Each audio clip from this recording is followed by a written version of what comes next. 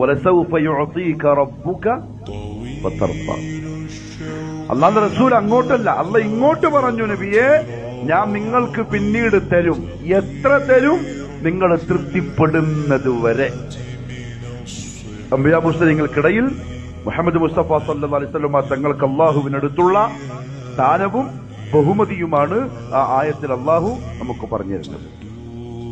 അതായത് അല്ലാഹു സ്വന്തം ഇത്രത്തോളം ആദരവിലും ബഹുമാനത്തിലും മഹത്വത്തിലും കാണുന്ന മുഹമ്മദ് നബിയെ സല്ലല്ലാഹു അലൈഹി വസല്ലം നിങ്ങൾ എങ്ങനെ കാണണം എന്നൊരു ചോദ്യം ആ ആയത്തിലുണ്ട്.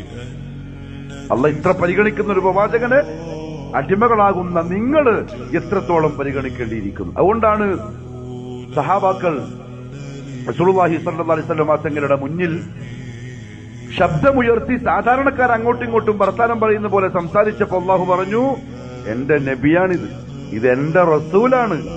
നിങ്ങൾ ലാ തജഅലു ദുആഅകും ബൈനക ദുആഇ ബഅദികും ലിബഅദിൻ, നിങ്ങൾ അങ്ങോട്ടും ഇങ്ങോട്ടും വിളിക്കുന്ന പോലെയും നിങ്ങൾ അങ്ങോട്ടും ഇങ്ങോട്ടും വർത്താനം പറയുന്ന പോലെയും എന്റെ റസൂലിനോട് ചെയ്യരുത്.